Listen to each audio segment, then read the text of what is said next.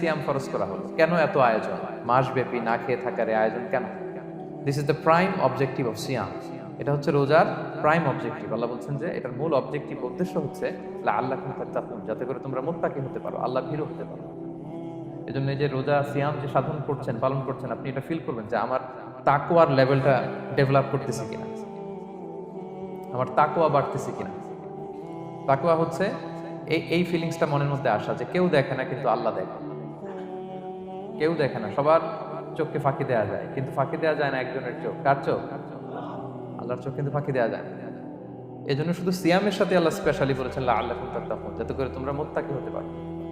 একটু খেয়াল করে দেখেন, এই যে রমাদানে আমরা মাঝে মাঝে একা একা রুমের ভেতরে থাকি, ঘরে থাকি, খুব তৃষ্ণার্ত। আমি যদি বোতল ভরা পানি আছে, 2 ঢোক পানি খেয়ে ফেলি, কেউ বুঝবে?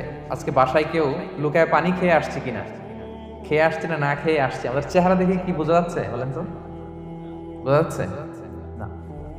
আমি চাইলে ফ্রিজ থেকে বের করে মিনুম খেয়ে ফেলতে পারি 100+